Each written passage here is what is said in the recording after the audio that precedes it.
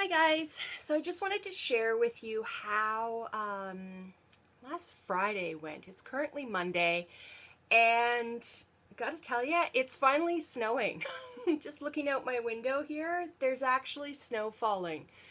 It's about time, middle of January, good time for winter to start. Anyway, last Friday, my son actually had dental surgery. It is the second time that he has had dental surgery. In case you don't know, a lot of kids with autism don't do well with brushing their teeth.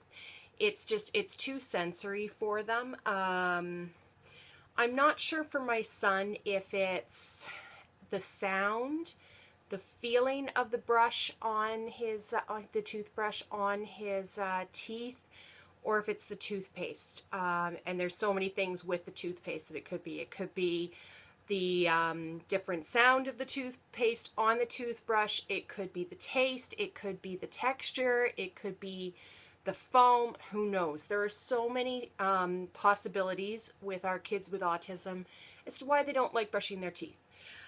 I am able to actually brush his teeth without toothpaste on, but not very well. So as a result, there are a lot of tooth problems with our kids with autism.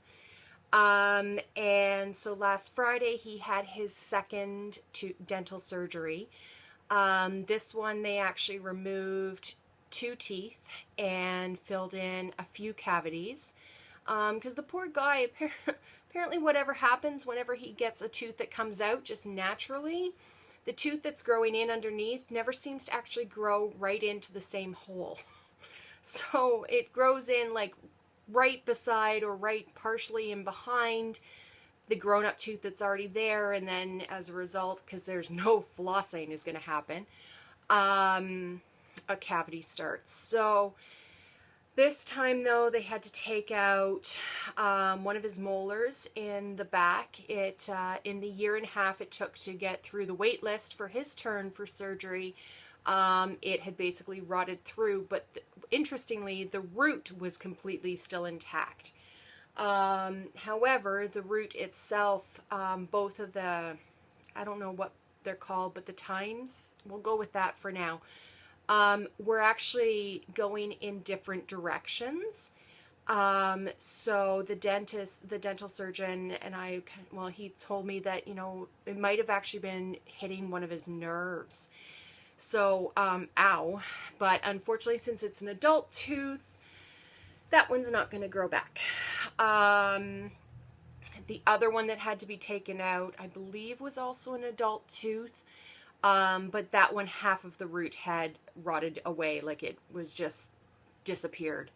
But the actual part of the tooth that you could see wasn't overly affected. So it was interesting to kind of look at them from that standpoint.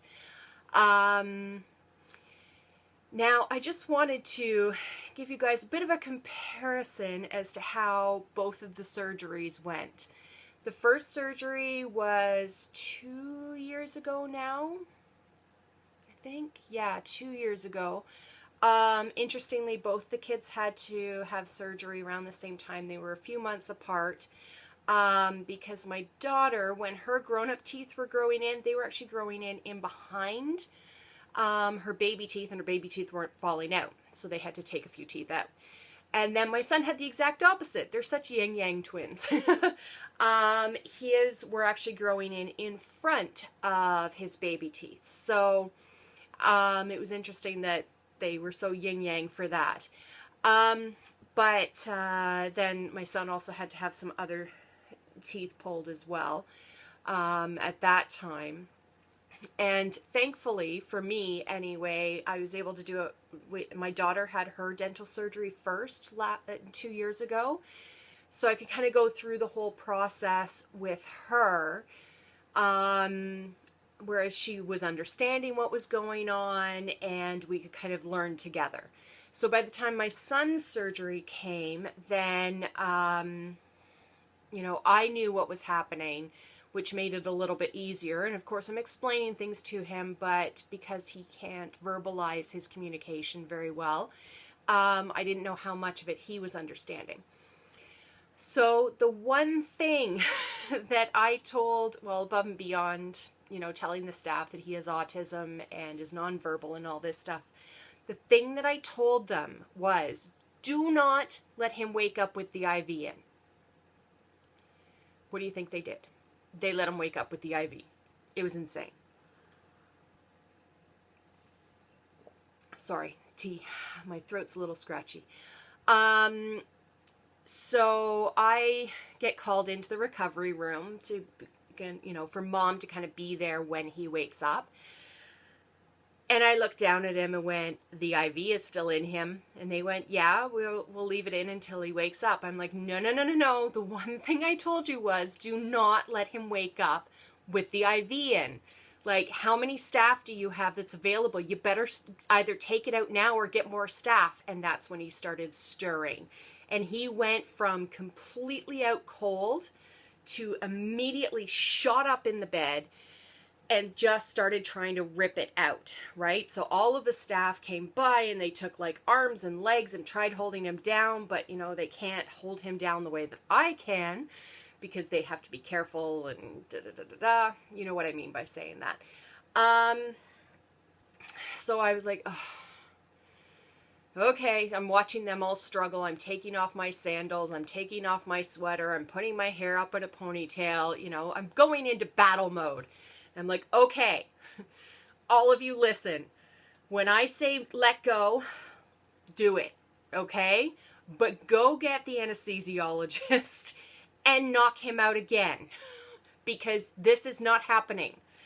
Okay, 1, 2, 3, go. And I just pounced on him, and basically, it sounds horrible, but I had him basically in a headlock.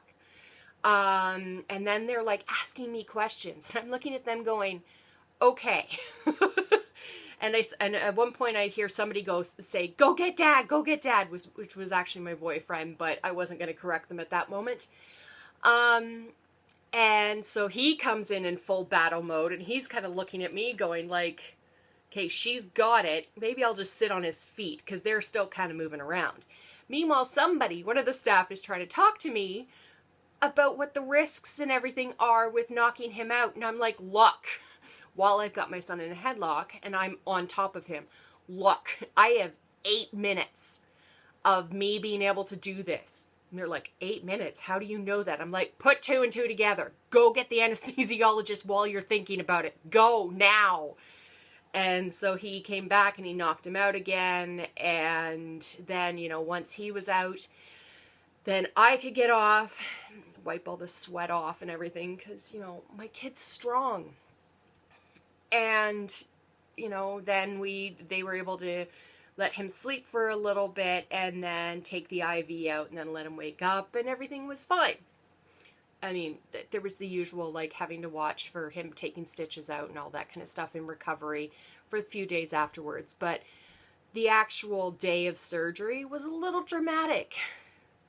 So, fast forward 2 years to 2 Fridays ago now, we had the pre-op.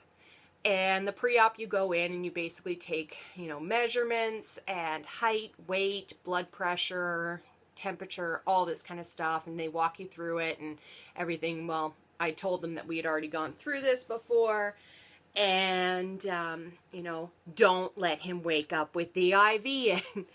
But at least this time I actually had a comparison to make.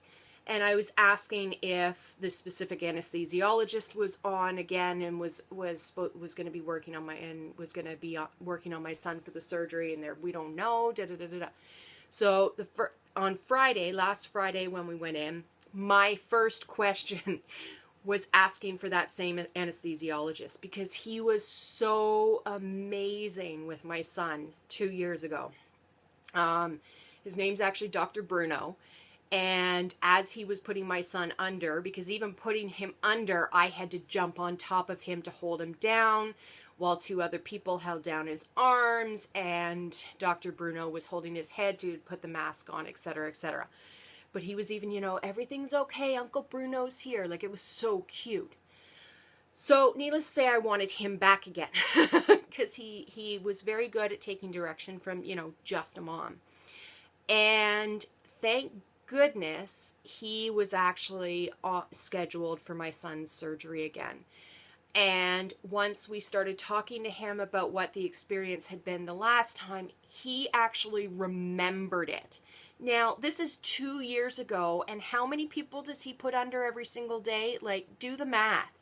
The fact that he remembered this situation and remembered very specific details. So it wasn't just him going, oh yeah, I think I remember. He actually remembered.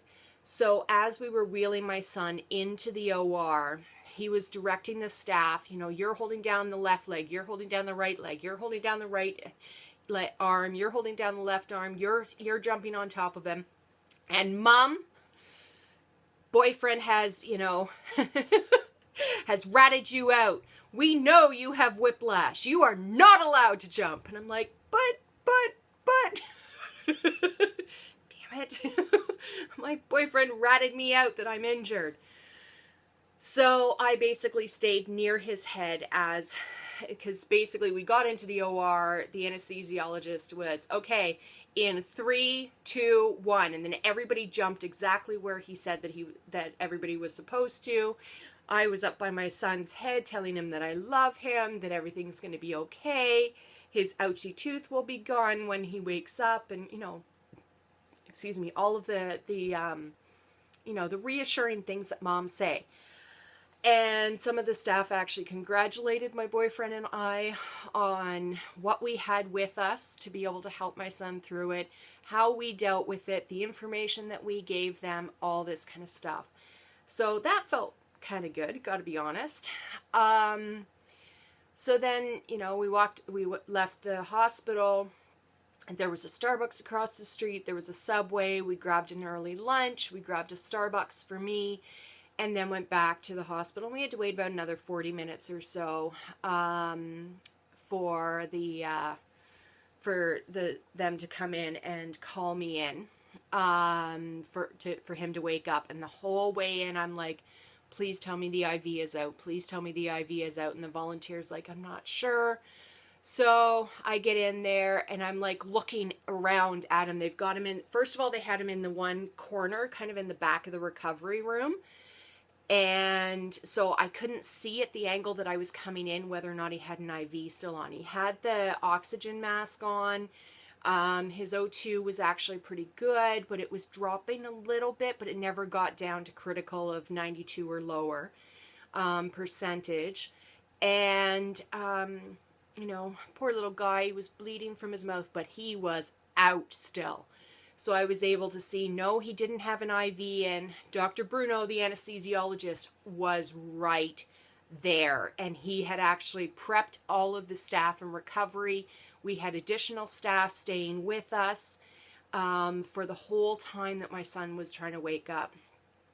And, oh my goodness, can I tell you how much of a sigh of relief I had? Just, you know, I told them 2 years ago to not let him wake up with the IV in. This year I told them as well, but this year they listened to me. And they actually realized that I kind of knew what I was doing, even though I don't have medical degree and medical degree and medical degree after my name. You know, I'm just a mom. Who am I, right? But they listened to me. They went through my guidance and Dr. Bruno's guidance, who had worked with him before. And we had no problems at all with him waking up. I mean, the worst thing was that we couldn't get him enough popsicles. Like, that was it. He did so amazing that, you know, I wasn't even worried about him all weekend because it was a regular weekend for him to be at his dad's. So we were home in the afternoon, and oh, sorry, the cat is walking. There's the cat's tail. He's walking on the bed now. No, MJ. So I, you know, texted their dad saying that he's still pretty groggy once we got home. So I know he's supposed to be at your place for 5 o'clock, but I'm going to let him sleep for a little bit, you know, see when he wakes up naturally. I don't want to, oh, sorry. I don't want to force him awake. Can you stop knocking the computer when you go by, please? and then I'll bring him by. So I don't think I actually got him there till just before 6, but it was just, I didn't want to wake him up from, you know, post anesthetic sleep, right? So, but pretty much I didn't worry about him all weekend. His dad did tell me on Saturday that he ripped out a couple of his stitches from in his mouth, but there was no bleeding, and he was still eating. So I knew that was a good, both good, two very good things. His dad was a little worried because he didn't do the recovery last time for the surgery, so he was worried that you know, his little cheeks were red and stuff. But I mean, that's what happens when you get major dental surgery. So, and you know, he was eating fine when he came back home Sunday night, and this morning we didn't sleep very well last night. But I don't think that has anything to do with the surgery. But he's back to regular food, and just doing great that way. So I've had kind of a quiet day around the house. There's the other cat jumping onto the bed, sorry. Trying to kind of keep myself fairly still because I still have whiplash, obviously. Yeah, anyway, I just wanted to share, like, it's amazing how much better it is when specialists actually listen to, you know, measly old mom. Because, you know, I don't have all the medical degrees, but I know my child. And so just, you know, listen to us. When we say don't have the IV in when he wakes up, don't have the IV in when he wakes up. It's very, very simple, and it made everything so amazing. So much so that my boyfriend and I actually discussed later on how exhausted we actually were, because basically we had gone in with adrenaline running through us, expecting the same kind of reaction as last time, expecting a fight. And we didn't have to use that adrenaline. So we were both exhausted later on in the day. I kept falling asleep.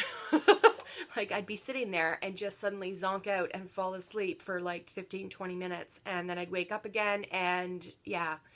But that is an okay thing to happen, considering what could have happened, which did happen the first time he had dental surgery. So just wanted to share with you guys. Hope you're having a great Monday, and I will talk to you guys later. Bye.